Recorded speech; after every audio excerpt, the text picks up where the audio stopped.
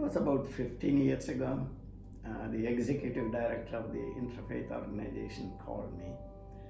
I was the president of the Hindu Temple of St. Louis at that time. So there was no representation from Hinduism or Hindu temple. So they wanted more participation from different faiths. So that was the reason he called me. And I thought maybe I should get into Interfaith and see what the functions of Interfaith are. So that is how I got involved.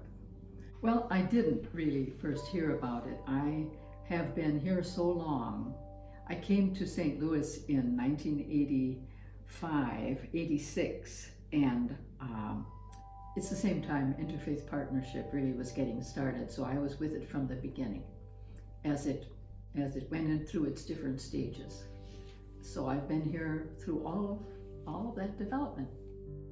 Yeah, so I first came across IP while I was visiting another congregation in the United Church of Christ.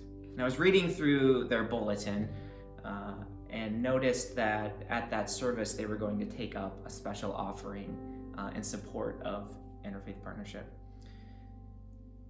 And when it came time to collect that offering, a member of that congregation, a mother and her son, stood up and offered a little about their experience with the newly formed Sprouts for Peace program.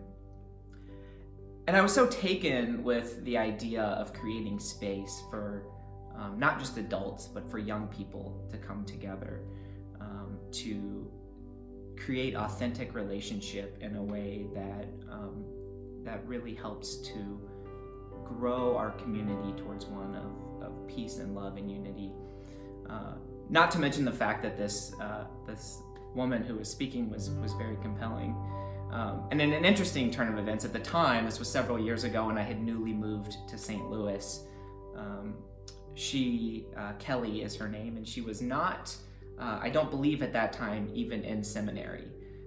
She has since completed seminary and was called 2 weeks ago as a pastor at the congregation where I have my membership. So my beginnings with IP are sort of deeply connected to this person, and she probably doesn't even know this. But that was when I first came across them, and was instantly very compelled by them.